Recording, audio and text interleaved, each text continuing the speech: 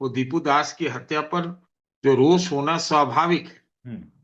सवाल ये है कि देश की सरकार कर क्या रही है। हम लोग एक सिलेक्टिव माहौल में रह रहे हैं। लोग तो आरोप ये भी लगाते हैं कि कानून भी अब सिलेक्टिव हो रहा है। सबसे पहले तो कांग्रेस पार्टी ने मांग की थी कि सरकार बताए क्यों ऐसा हो रहा है। ये आज की बात नहीं है, 4-5 महीने पहले से ही हो रहा है ये बात। बात यह है कि कुछ तो कुछ करना पड़ेगा, क्योंकि स्थितियां बहुत गंभीर है। आईएसआई के दो आका आजकल हो गए हैं, एक चाइना वाले, एक अमेरिका वाले। तो कल शाम इतना तो पता चला था कि हाई कमिश्नर को बांग्लादेश के बुलाया गया था कि आप उनके ऊपर जोर जबरदस्ती करें, 80-20 करें, आप बटो कटो का नारा दें और वो एकदम से आपके साथ रहे। सबका विश्वास सबका साथ, सबका विश्वास अगर होता है तभी सबका साथ होता है। तो कह रहे हैं, मैंने सुना कि जैसी बांग्लादेश में स्थिति है वैसी भारत में स्थिति है, क्या अलग है। सरकार ने चुप्पी साधी हुई है और दिल्ली में कल प्रदर्शन हुआ, आज कलकत्ता में बड़ा प्रदर्शन हुआ। बंगाल में ज्यादा प्रदर्शन होंगे, वो बॉर्डर भी लगता है बांग्लादेश से।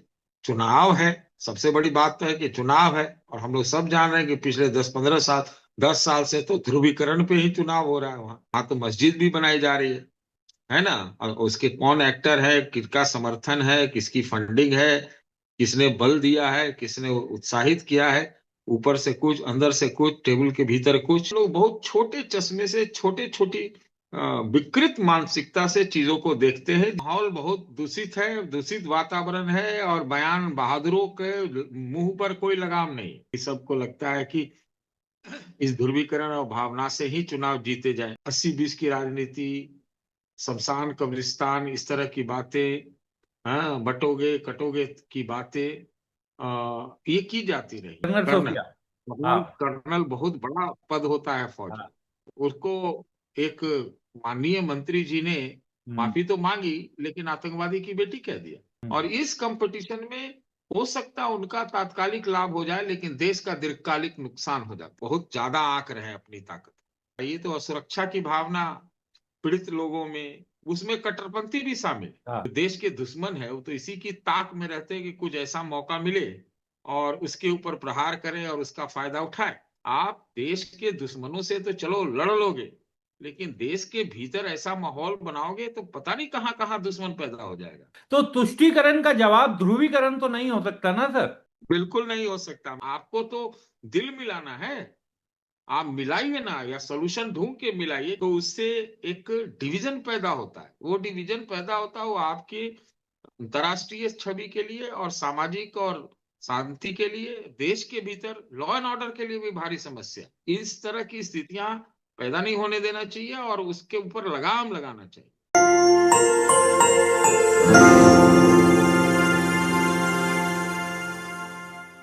नमस्कार, मैं हूं विक्रांत यादव और आप देख रहे हैं आपका अपना चैनल दा स्वतंत्र। बांग्लादेश में दीपू चंद्र दास की हत्या के बाद पूरी दुनिया में उसके खिलाफ रोष है। भारत में जगह जगह प्रदर्शन हो रहे हैं बांग्लादेश के खिलाफ। कहा जा रहा है कि बांग्लादेश की सरकार को इस मामले में कड़े कदम उठाने चाहिए। बांग्लादेश को लेकर बांग्लादेश उच्चायुक्त के बाहर भी काफी हंगामा हुआ, प्रदर्शन हुआ। देश भर में अलग अलग कोनों में हो रहा है। होना भी चाहिए, गुस्सा आना भी चाहिए। लेकिन आज हमारा सवाल उसके साथ एक और दूसरा है कि देश के भीतर जब इस तरह की लिंचिंग होती है या किसी के साथ मारपीट होती है, तब इतना गुस्सा हमें क्यों नहीं आता। बात करने के लिए मौजूद है वरिष्ठ पत्रकार सतीश के सिंह सर। सर नमस्कार, बहुत बहुत स्वागत है दास स्वतंत्र पर। नमस्ते। सर, धन्यवाद। पूरे देश में सर दीपू चंद्र दास को लेकर प्रदर्शन हो रहे हैं। बांग्लादेश में जिस तरह से एक हिंदू की नृशंसता से हत्या की गई, बहुत ही दुखद है। लेकिन सर एक चीज ये जानना चाहते हैं कि देश में भी अभी हाल ही में सर आपने केरल में घटना देखी, किस तरीके से एक युवक की उसको बांग्लादेशी समझकर मार दिया गया। लेकिन उस तरीके का गुस्सा, उस तरीके का रोष नहीं दिखाई देता। बिहार में कुछ समय पहले ऐसी लिंचिंग की घटना हुई थी, उसमें भी इस तरीके का रोष नहीं दिखाई दिया। तो क्या अब हमें गुस्सा और रोष ये भी सर सेलेक्टिव आने लगा है? देखिए विक्रांत जी, हम लोग एक सिलेक्टिव माहौल में रह रहे हैं, और सिलेक्टिव ही हो रहा है सब कुछ। लोग तो आरोप ये भी लगाते हैं कि कानून भी अब सिलेक्टिव हो रहा है। और इस तरह की स्थितियां तो हैं। ठीक है, इसके इतिहास हो सकते हैं, तुष्टीकरण का इतिहास हो सकता है, सब कुछ है। लेकिन उसके नाम पर अगर कोई जबरन जोर जबरदस्ती किया जाता है तो वो जायज तो नहीं है। पहली बात। दूसरी बात यह है कि आपने ठीक फरमाया कि वो दीपू दास की हत्या पर जो रोष होना स्वाभाविक है। सवाल यह है कि देश की सरकार कर क्या रही है। आप बस ये सोचिए कि अगर आज कोई दूसरी सरकार होती सत्ता में तो क्या माहौल होता, कि क्या कहा जाता, कि तरह तरह के उपमाएं दी जाती कि भाई ऐसे हो गया, वैसे ये हाथ पे हाथ धर के बैठे हुए हैं, मौन है, वगैरह वगैरह। लेकिन हमारी सरकार क्या कर रही है, क्या कर सकती है, और जो कर सकती है उसका उसका जो एक एक नैतिक ताकत होता है वो कितना है। क्योंकि आज के डेट में ये लाजमी है कि जैसा आपने बताया और है भी स्थिति, कि अगर ये देश के भीतर 80-20 की राजनीति होगी, ध्रुवीकरण की राजनीति होगी, तो फिर मुश्किल होता है अपने अपने आप को मोरल स्टैंडिंग में ऊपर खड़ा करना। फिर भी फिर भी जिस प्रकार से बांग्लादेश में हुआ, सबसे पहले तो कांग्रेस पार्टी ने मांग की थी कि सरकार बताए क्यों ऐसा हो रहा है। ये आज की बात नहीं है, 4-5 महीने पहले से ही हो रहा है ये बात। तो सरकार उस पे चुप थी। उस पे सरकार खाली सरकार के जो हुल्लड़बाज बयानबाज है वही भाजपा के लोग या जो भी संगठन है उसके लोग ये करते हैं। लेकिन बात यह है कि कुछ तो कुछ करना पड़ेगा, क्योंकि स्थितियां बहुत गंभीर है, और स्थितियां सही में गंभीर है। क्योंकि बांग्लादेश में एक निर्वासित जो सजाए मौत जो नेता है, वो दिल्ली में उनको वो दिया गया है, एजाइलम दिया गया है। यहाँ पर रिफ्यूज मतलब उनको यहाँ पर एक ये दिया गया है, लंबे समय। सुरक्षा दी गई है, वहां रखा गया है। तो बात यह है कि स्थितियां वहां पर बहुत गड़बड़ हो रही हैं, और सबको पता है कि पाकिस्तान की आईएसआई और आईएसआई के दो आका आजकल हो गए हैं, एक चाइना वाले, एक अमेरिका वाले। उस परिस्थितियों में स्थिति विषम हो रही है कि जो जेन्युइन मानवाधिकार का जो मुद्दा है, जो वाकई है भी, तो उसको लेकर सरकार क्या कर रही है। एक कल शाम इतना तो पता चला था कि हाई कमिश्नर को बांग्लादेश के बुलाया गया था, क्या बातें हुई। बहुत सारे विकल्प हैं हमारे पास। जब विकल्पों की आप बात करेंगे तो हम आगे बात करेंगे, लेकिन वाकई ये एक बहुत गंभीर स्थिति है। और हम लोग, भारत की सरकार या कोई भी देश का जो नागरिक है, उसको ये बर्दाश्त नहीं होगा। हो सकता है कि जो लोग डोमिनेट किए जा रहे हैं, जिनके ऊपर कुछ अत्याचार हो रहा है, जिनके खिलाफ एक माहौल खड़ा किया जाता है, वो शायद थोड़ा चुप्पी बरते। लेकिन वो भी, अब आप कैसे कहेंगे, क्या कहेंगे कि आप उनके ऊपर जोर जबरदस्ती करें, 80-20 करें, आप बटो कटो का नारा दें और वो एकदम से आपके साथ रहे, वो भी एक दिक्कत है। तो लोगों का अंदरूनी रूप से विश्वास जीतना, सबका विश्वास सबका साथ, सबका विश्वास अगर होता है तभी सबका साथ होता है। उनको भी आना चाहिए, अपने अपने वजूद के दृष्टि से उनको सामने आना चाहिए, और जो कुछ भी बांग्लादेश में हिंदुओं के ऊपर अत्याचार हो रहा है उसका मुखालफत करना चाहिए। लेकिन सरकार को कुछ करना पड़ेगा। सरकार को एक अच्छा इनिशिएटिव लेना होगा, सबको विश्वास में लेना होगा, विपक्षी पार्टियों को भी लेना होगा। नहीं तो विपक्ष वाले भी क्या करेंगे, वो कहेंगे, वो तो कह रहे हैं, मैंने सुना कि जैसी बांग्लादेश में स्थिति है वैसी भारत में स्थिति है, क्या अलग है। तो ये भी नहीं है जायज, लेकिन फिर भी जो है ऐसा बयान देने से बच्चों, हम उसके समर्थक नहीं है। लेकिन कुछ तो परिस्थितियां हैं जिसको ठीक करने की आवश्यकता है। भाई, ऑपरेशन सिंदूर में सारे दलों ने, सारे नेताओं ने, सारे लोगों ने पूरा सरकार के साथ साथ दिया। तो कोई ऐसी स्थिति बनती है तो आप किसी के ऊपर जबरन तो नहीं डाल सकते, आपको विश्वास में ही लेना पड़ेगा, लेकिन कुछ तात्कालिक रूप से करना पड़ेगा। सर, सरकार ने चुप्पी साधी हुई है और दिल्ली में कल प्रदर्शन हुआ, आज कलकत्ता में बड़ा प्रदर्शन हुआ। तो प्रदर्शन तो बांग्लादेश को लेकर बहुत किए जा रहे हैं और उन्हीं संगठनों के जरिए भी किए जा रहे हैं जो सरकार और सत्ताधारी दल के साथ जुड़े हुए हैं। देखिए, कलकत्ता में अब ज्यादा प्रदर्शन होंगे, हाँ। बंगाल में ज्यादा प्रदर्शन होंगे, बॉर्डर भी लगता है बांग्लादेश से, चुनाव है। सबसे बड़ी बात तो है कि चुनाव है, और हम लोग सब जान रहे हैं कि पिछले 10-15 साल, 10 साल से तो ध्रुवीकरण पे ही चुनाव हो रहा है वहां। तो वहां तो मस्जिद भी बनाई जा रही है ना। और उसके कौन एक्टर है, किसका समर्थन है, किसकी फंडिंग है, किसने बल दिया है, किसने उत्साहित किया है, ऊपर से कुछ, अंदर से कुछ, टेबल के भीतर कुछ। तो ये एक दूषित वातावरण है।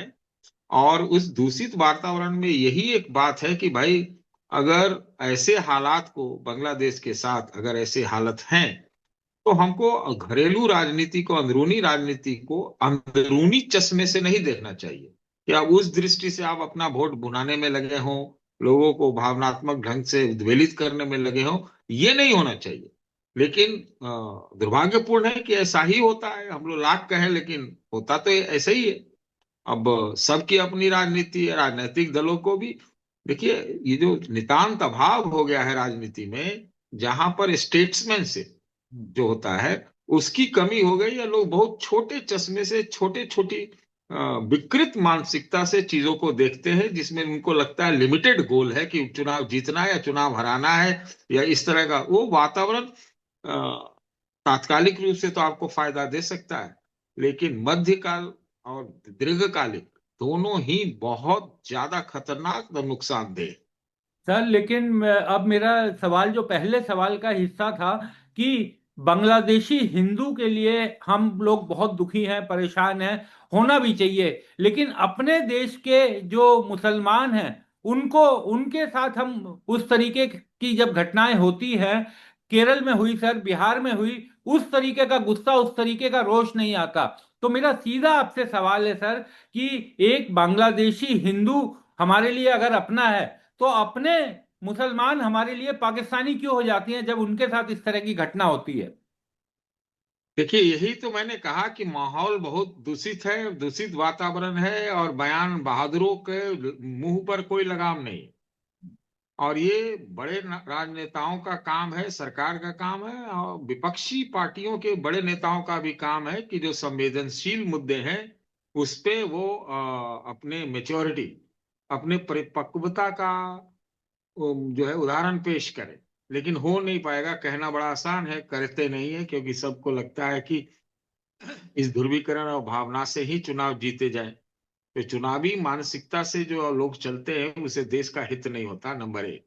नंबर दो, जहां तक आपने मुसलमानों की बात की है, तो ये लगातार आरोप लग रहे हैं कि भाई 80-20 की राजनीति, शमशान कब्रिस्तान, इस तरह की बातें, हाँ, बटोगे कटोगे की बातें ये की जाती रही है। इसका मतलब ये नहीं है कि तुष्टीकरण की बात कुछ विपक्षी पार्टियां भी करती आई हैं, हाँ ऐसा नहीं बिल्कुल, है। वो भी उनका बिल्कुल। वोट बैंक, वो भी वोट बैंक के चक्कर हाँ। में यह काम करती हैं कि तो उससे और भावनात्मक कंपटीशन हो जाता है भावना में भी, कि फलाने के लिए ये, तो ये इधर से भी उठ खड़े हुए, हम्म। तो इधर का बयान उधर, उधर का बयान का उत्तर इधर से, इधर यही चल रहा है।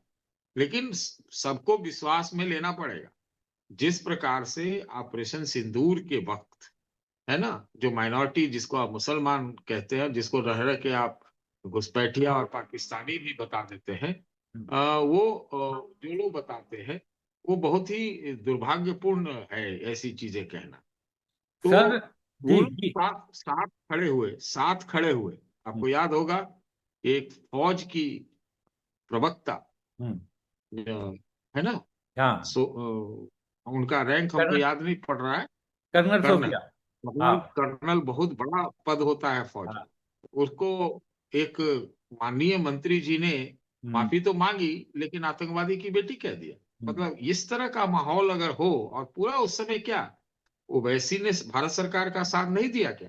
इस तरह के आप जिनके ऊपर कट्टरवाद का आरोप लगाते हैं, और हैं उनमें भी कट्टरवादी, इसमें कहीं नहीं, दोनों तरफ चरमपंथी और कट्टरवादी है। तो ये तो कंपटीशन में आप करेगा, तो एक तो एक कंपटीशन है, हम्म। और इस कंपटीशन में हो सकता है उनका तात्कालिक लाभ हो जाए, लेकिन देश का दीर्घकालिक नुकसान हो जाता है। हो जाए। ये हुआ भी है और होगा भी। बिल्कुल सही बात है सर। और अभी अखलाक वाली घटना हमारे सामने है सर। अखलाक को गोवंश के आरोप में पीट पीट कर मार दिया गया। और इससे बड़ा दुखदाई क्या होगा कि जिस सरकार को पीड़ितों के साथ खड़ा होना चाहिए। वो आरोपियों के साथ खड़ी हो गई और अदालत में जाकर केस वापस लेने की बात करने लगी, वो भी हत्या का मुकदमा वापस लेने की। वो तो भला हो जज साहब का, सूरजपुर कोर्ट के निचली अदालत के जज साहब का भला हो कि उन्होंने कहा कि ये काम नहीं हो सकता, लेकिन सरकार ने अपनी तरफ से तो मैसेजिंग दे दी सर, केस वापस लेना चाहती थी वो। देखिए, हम लगातार अपने ताकत का बहुत ज्यादा आंक रहे हैं अपनी ताकत। हम्म। और ऐसे में क्या हो रहा है कि जो चाहते हैं, जो मन में आता है वो करते हैं। हम्म। तो जब ऐसा है कि केस मुकदमा वापस लेने का, तो कोर्ट ने कह दिया कि नहीं, गलत है, ये नहीं होगा अभी। लेकिन इससे क्या होता है, ये तो असुरक्षा की भावना पीड़ित लोगों में, उसमें कट्टरपंथी भी शामिल है। हाँ। उनको भी मौका मिल जाता है, वो भी आहत हैं, आहत होते हैं, और उसको वो यूज करने का प्रयास करते हैं। तो इस तरह की चीजें होंगी, तो फिर क्या नाम है, जो देश के दुश्मन है वो तो इसी की ताक में रहते हैं कि कुछ ऐसा मौका मिले और उसके ऊपर प्रहार करें और उसका फायदा उठाए। पहले भी हुआ है, पहले भी वोट के चक्कर में कुछ विपक्षी सरकार, जो आजकल विपक्ष में है, उन लोगों ने भी इस तरह के बयान दिए हैं और इस तरह के केस मुकदमे उठाने के फैसले किए थे। लेकिन उसी का तो नतीजा है कि आज जो है इसका रिएक्शन हुआ है कि नहीं। तो उस रिएक्शन से क्या कोई देश बनता है क्या, राष्ट्र का निर्माण होता है क्या, या देश को हानि पहुंचता है?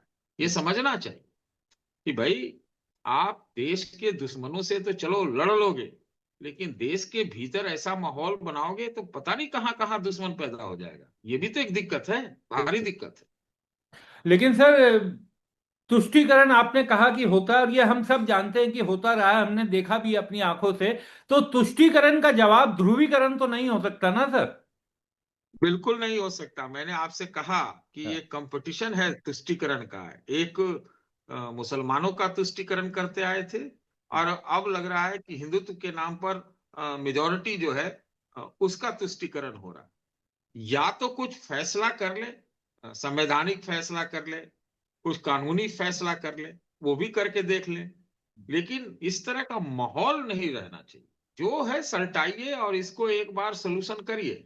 क्योंकि आप ये भाव देंगे, 25-30 करोड़ का जो मिनोरिटी है, उसको लेकर कुछ न कुछ एक उपाय, सावधान करना होगा। ये बराबर नहीं बना रह सकता कि आप रहेंगे भी, साथ में भी रखेंगे, सब कुछ करेंगे, लेकिन आप मतलब आपके ऊपर प्रताड़ना का आरोप लग जाए, आपके ऊपर हेरेसमेंट का आरोप लग जाए। ये नहीं बनी रह सकती स्थिति। इसको सुधारना पड़ेगा। ठीक है, आपके मुद्दे हो सकते हैं, लेकिन मुद्दों का सलूशन ये थोड़ी है कि आप जो है 80-20 की राजनीति करेंगे। आप सलूशन करिए। आप कहते हैं ना, बड़े दावे से कहती है सरकार कि भाई राशन में तो कोई डिस्क्रिमिनेशन किया नहीं जाता है, वो तो सबको मिलता है। तो फिर वो जब आप कहते हैं कि सबको मिलता है, तो सबको लगना भी चाहिए ना कि उनका सिस्टम है, उनका उनका कानूनी उनके ऊपर रक्षा है, उनको प्रोटेक्शन है। वो भाव आना चाहिए। आप किसी को जबरन मिला नहीं सकते। जबरन हो सकता है कि आप कुछ ऐसा कर दे, बल का प्रयोग करके, कि वो लगे कि आपके साथ है, लेकिन आपको तो दिल मिलाना है। आप मिलाइए ना, या सोल्यूशन ढूंढ के मिलाइए कि भाई हम ये होगा, ये नहीं होगा। लेकिन ये बराबर इस तरह उहापोह की स्थिति रखना, मैं नहीं समझता हूं कि ये अच्छा है। क्योंकि हमने देखा है कि जो भी जिन परिस्थितियों में देश का विभाजन हुआ, उससे पहले 20-25 साल का राजनीति, मतलब राजनीति देख लीजिए, राजनीति ही कहेंगे, भले वो स्वतंत्रता के आंदोलन का था, छतरी तो वही था, लेकिन कैसे हुआ? कोई कह रहा है कि दो कम्युनिटी साथ नहीं रह सकते, अंग्रेज अपना खेल खेल रहा था, हिंदू संगठन अपना खेल खेल रहे थे, मुस्लिम संगठन अपना खेल खेल रहे थे, तो क्या हुआ? खेल खेल में खेल हो गया। तो हमको ऐसी परिस्थितियों से बचना चाहिए। अब वो हमारे सामने उदाहरण है इतिहास के। तो आज हम 2025 में, आप कहते हैं कि भारत सुपर पावर होगा, भारत विकसित होगा, सब कुछ होगा, तो ऐसे कैसे होगा? इस तरह का इंटरनल डिवीजन, इस तरह का इंटरनल सीज और इस तरह की नैरेटिव देश के अंदर रहेगी तो नहीं हो सकता। ये मान लेना चाहिए। ये हो सकता है कि आप सत्ता को बनाए रखने के लिए भावनात्मक आधार पर आप उसको संचालित करें, उद्वेलित करें, आप उस तरह से ऑर्गेनाइज करें। हो सकता है वो तात्कालिक रूप से अपना रंग भी दिखाए, लेकिन दीर्घकालिक जो है ये बदरंग ही होना। सर, त्योहार जब भी आते हैं तो खुशियां लेकर आते थे, लेकिन अब तो त्योहारों के साथ तनाव आने लगा है। अब क्रिसमस का त्योहार सामने है, तमाम तरह के विजुअल्स आ रहे हैं देश भर के अलग अलग हिस्सों से, जहां पर क्रिश्चियन टोपी और बाकी वो सेंटा जैसे कपड़े पहने हुए लोगों को डराया धमका जा रहा है, पीटा जा रहा है। दिल्ली में इस तरह के विजुअल सामने आए हैं। तो एक नेत्रांध बच्ची के साथ वीडियो सामने आया एक बीजेपी की नेत्री का, जो कह रही हैं कि आप सिंदूर लगा करके इस तरीके की बातें नहीं कर सकती। तो ये सब क्या है? क्योंकि आरोप तो ये लगता है ना कि सरकार अगर इसमें सहभागी नहीं है तो एक्शन ना लेकर कम से कम उन्हें शह तो दे ही रही है। तो एक्शन तो लेना ही पड़ेगा। एक्शन नहीं लिया जाता है तो इससे बहुत ज्यादा छवि खराब होती है और ये तनाव बढ़ता है। और तनाव बढ़ता है तो मतलब तनाव क्यों बढ़ता है? तनाव ये होता है कि फिर आप ऐसा माहौल क्रिएट कर दे रहे हैं जो इसमें आप सहायक हो रहे हैं, चाहते न चाहते हुए भी। तो उससे एक डिवीजन पैदा होता है। वो डिवीजन पैदा होता है वो आपके अंतर्राष्ट्रीय छवि के लिए और सामाजिक और शांति के लिए, देश के भीतर लॉ एंड ऑर्डर के लिए भी भारी समस्या है ना। कि आज मैं निर्बल महसूस कर रहा हूं, लेकिन मानसिक रूप से मैं और अलग थलग पड़ रहा हूं। तो ये आप मतलब आप समझिए कि समय बीतते देर नहीं लगता, बहुत तरह की अलगाववाद जैसी स्थिति पैदा हो जाती है। इससे बचना चाहिए। इसके लिए बहुत जबरदस्त कदम उठाने चाहिए। ये नहीं कि आप खुला छोड़ दे सकते। सरकार का मतलब ही ये होता कि बहुत सारी चीजें जो है दलगत या कम्युनिटी आदि आदि को छोड़ करके इसके ऊपर आगे बढ़ के पूरे देश के समाज के हित में काम करना पड़ता। अभी मैंने आपसे कहा ना कि बांग्लादेश की स्थिति की आप बात कर रहे थे। ये सबको मालूम है कि बांग्लादेश में आईएसआई और बाहरी शक्तियां बहुत ज्यादा एक्टिव है ना। आप फर्ज कीजिए कि आपके यहाँ ये चीजें हो रही हैं, तो बाहर में आपके खिलाफ भी तो हो सकता है। आपके खिलाफ भी हो सकता है। आपके खिलाफ हो सकता है, आपके खिलाफ प्रदर्शन हो सकते हैं। तो फिर ऐसी स्थिति में आपको अपने आप को सही साबित करने के लिए कितना प्रयत्न यत्न करना पड़ेगा, या फिर उससे क्या कोई छवि बनेगी या बिगड़ती है? ये बात भी है ना। दुश्मन तो कोशिश में रहता है कि आपके यहाँ के फॉल्ट लाइंस जो डिविजन्स हैं या इस तरह का माहौल है उसका पूरी तरह से फायदा उठाए, और उठाते हैं। जिसको आप बहुत दोस्त भी मानते हैं ना, वो भी आपकी कमजोरियों पर जो है आपके नस दबाना जानता है। तो इस तरह की स्थितियां पैदा नहीं होने देना चाहिए और उसके ऊपर लगाम लगाना चाहिए। भारी मन से ही लगाइए, लेकिन लगाइए। सर, बांग्लादेश के साथ कहा जाता है, क्योंकि जहां पर हमने शुरू की थी बात, शेख हसीना के यहाँ आने के बाद भारत और बांग्लादेश के संबंधों में भी बहुत तनाव रहा। और इस समय भारत सरकार उस तरीके से चुप्पी भी है कि क्या बोले, क्या किस तरीके के बयान करना है। तो क्या होना चाहिए था जो नहीं हो पाया? क्योंकि आप विदेश मामलों के भी विशेषज्ञ हैं, तो क्या होना चाहिए था और क्या नहीं हो पाया? देखिए, बहुत सारी चीजों के बारे में हमको ऐसा लगता है कि सरकार सब कुछ जानती है लेकिन अनजान बनती है। सरकार में मैंने ये भी प्रवृत्ति देखा है कि समय पर छोड़ देते हैं और सुलझाने के बजाय उलझा देते हैं। और उससे क्या होता है कि स्थितियां बिगड़ती हैं। सरकार को इस तरह का एक, देखिए सरकार को एक अंदरूनी रूप से राजनीतिक प्रतिद्वंदियों के खिलाफ एक मन में बात है कि भाई ये तो कुछ है ही नहीं, इनको तो हम निपट ले।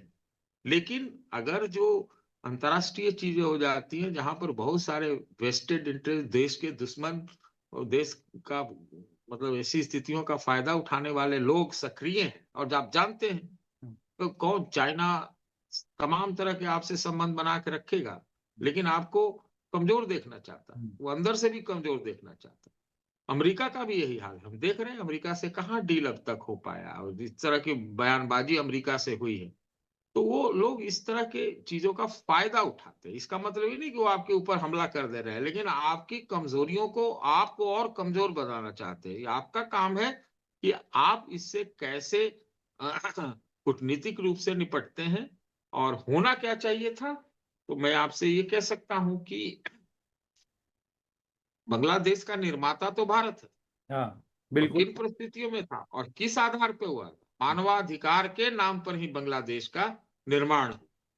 बांग्लादेश के लिबरेशन का जो मूवमेंट चला, उसका भारत ने अपने ढंग से फायदा उठाया और बांग्लादेश का निर्माण किया, माननीय स्वर्गीय प्रधानमंत्री इंदिरा गांधी जी के नेतृत्व में। तो उस समय जो है वो एक देश बन गया जो पाकिस्तान के दो टुकड़े हो गए। दो टुकड़े हो गए, ये टुकड़े हो गए। अब ये तो इस तरह से मिटाया नहीं जा सकता। तो एक तो वहां पर चीजें थी जो कि उस तरह के कट्टरपंथी बीच बीच में आते रहे, तो उनसे निपटने का एक कार्यक्रम एक पूरा होना चाहिए था। वो है, होगा भी अंदर अंदर, पता नहीं चलता है। लेकिन एक्शन की जरूरत है। या तो आप, क्या होता है कि देखिए अंतर्राष्ट्रीय संबंधों में ना जो एक्शन भी करना होता है उसके लिए कूटनीतिक बिसात बिछाई जाती है, माहौल बनाया जाता है, वो करना चाहिए। चौथा चीज है, जब आप एक्सट्रीम स्टेप की बात करते हैं तो बांग्लादेशी तो जो वहां के बदमाश लोग हैं उन्होंने तो ये भी कहा था कि नॉर्थ ईस्ट के बारे में बहुत गलत बयानबाजी की थी। फिर वो वहां चिकन नेक का समस्या हमारी है कि 65 किलोमीटर का ही पूरा है। और फिर बांग्लादेश में भी एक डिवीजन है। तो हम इन चीजों को हमें देखना चाहिए और इस पे हम क्या कर सकते हैं, ये तो हम लोग तो बोल सकते हैं ना, रणनीतिकार हैं, मिलिट्री स्ट्रेटजिस्ट हैं और डिप्लोमेटिक स्ट्रेटजिस्ट हैं, डिप्लोमैट्स हैं। ये इनका काम है और सरकार का नेतृत्व है, ये मिलकर कुछ करे, करना पड़ेगा। है कि नहीं? हर वक्त हमला करना ही एक नहीं होता है। हर वक्त आप हमला नहीं कर सकते, लेकिन आपको मेरा ऐसा मानना है कि आपको पाकिस्तान के बॉर्डर पर और बांग्लादेश के बॉर्डर पर हमको लगता है बहुत ज्यादा सजग रहने की जरूरत है और लगातार कुछ करते रहना पड़ेगा, तभी चीजें संभल के रहेंगी। नहीं तो आप देख रहे हैं पाकिस्तान के बयान क्या आ रहे हैं बांग्लादेश के हक में। वो तो समर्थन में कूद पड़े हैं। जिस पाकिस्तान को चीर कर बांग्लादेश आजाद हुआ था, उनके आवाज मिल रही है। ये तो हमको, हमारे कूटनीतिज्ञों को देखना चाहिए कि ये ऐसा क्यों हो रहा है और अगर हो रहा है तो इसका निजात क्या है। एक अंतिम सवाल सर, भारत के जो आपने बटेंगे तो कटेंगे और तमाम ऐसे नारों की बात की जो नहीं दिए जाने चाहिए थे, और इस समय जब हम बांग्लादेश में बांग्लादेशी हिंदू दीपू चंद्र की दास की हत्या, नृशंस हत्या पर पूरा देश उद्वेलित है, वहीं पर कई तरह के बयान अब भी आ रहे हैं सर। जो नवनीत राणा सांसद, पूर्व सांसद रही हैं, उन्होंने बयान दिया कि मुसलमान, अपने देश के मुसलमानों को टारगेट करते हुए वो कह रही हैं कि मुसलमान 19-20 बच्चे पैदा करते हैं तो हिंदू भी 3-4-5 बच्चे पैदा करें। उनके खुद के 2 बच्चे हैं, लेकिन बाकी जो नहीं कर रहे, 5 बच्चे 4 बच्चे, उनको वो राष्ट्रभक्त ना होने का भी सर्टिफिकेट दे रही है। ये जो बोले ना आजकल बयान बहादुरों का बयार चल रहा है, इस तरह की चीजें हो रही। अब बात ये है कि वैसे तो मोहन भागवत जी भी कहते हैं कि हाँ। 3 बच्चे तो होने ही चाहिए, है ना? हम्म। बात ये है, डेमोग्राफिक चेंजेस भी हुए हैं, बात सही है, ये भी सही है। लेकिन माहौल जब ठीक रहता है, आप माहौल जब ठीक रहता है तो बहुत चीजें जायज होती। अब ऐसे हालत में तो ये प्रतिबंधियों के बीच में ये प्रतिस्पर्धा जब हो जाती है तो फिर ये फ्री फॉर ऑल हो गया। कोई कुछ भी करे, कोई कुछ भी बोले और ऐसे ही करते जाएगा, और इसमें तो नुकसान किसका हो रहा है कि नहीं भाई? बात ये है, कोई भी नहीं कहेगा कि एकदम से जनसंख्या का विस्फोट होना चाहिए, कोई नहीं कहता। लेकिन कुछ करना तो पड़ेगा। हम्म। या फिर आपको बच्चे ही ज्यादा पैदा करने हैं, करवाने हैं, तो आप उसी के का माहौल बनाओ। मतलब समझ में नहीं आता, मैं, मुझे इसको एकदम बेतुका लगता है और ये इसको कम्युनलाइजेशन हो जाता है और ये भी ध्रुवीकरण हो जाता है। हाँ। मैं मानता हूं कि एक प्रवृत्ति है इस तरह की कि बच्चे ज्यादा पैदा करके भी एक अपना लोग प्रतिशोध पैदा करते हैं और उसमें अपनी उपस्थिति दर्ज करते हैं। ये भी बात सही है, हाँ। एकदम सही है, मैं इसको, इससे इनकार नहीं करता। मतलब खास तौर से एक खास समुदाय में ये भी है, ये प्रवृत्ति है। तो मैंने कहा कि तमाम तरह के कट्टरपंथियों से, हाँ। चरम चरम पंथियों से, विकृत मानसिकताओं से ये देश का भला नहीं। हम्म। आप कुछ भी कर ले आज के डेट में, कुछ भी कर ले, बोल ले, आपको लगेगा कि आप डोमिनेट कर रहे हैं इस वक्त, लेकिन आप मतलब एक बहुत बड़े खतरे को आमंत्रण दे रहे हैं। सब चीज को संभाल के रखना चाहिए। राजनीति होती रहेगी, सिद्धांत विहीन राजनीति तो हो ही रही है, खाली कुर्सी की राजनीति है। और ये सारा कुछ हमको लगता है कि देश के भविष्य के लिए बहुत मतलब बहुत खराब है। मैं बिल्कुल। कहूँगा खतरा है। आप किसी को मौका मत दीजिए ना, आप उनको मिलाइए ना। हम्म। आज आप जनसंख्या नियंत्रण का ही कोई कानून लाएं, आप वाजिब ढंग से लाएं, इकोनॉमिक और सोशल कंसिडरेशन पे लाएं, रिलीजियस कंसिडरेशन छोड़ करके, तो कोई मतलब इसका ज्यादा विरोध नहीं होना चाहिए, क्योंकि ये सबके हित में हो सकता है। लेकिन आप उसको राजनीतिक रूप से, वोट की राजनीति की दृष्टि से, ध्रुवीकरण की राजनीति से, भावनाओं को भड़काने की दृष्टि से अगर आप ऐसा बोलते करते हैं, तो ये बहुत ज्यादा नुकसानदेह, और जिनको लगता है कि वो इसका फायदा उठा रहे हैं, अंततः उनका भी नुकसान होना तय है। बिल्कुल सर। आप हमारे साथ जुड़े सर, चर्चा में हिस्सा लिए, बहुत बहुत शुक्रिया सतीश सर।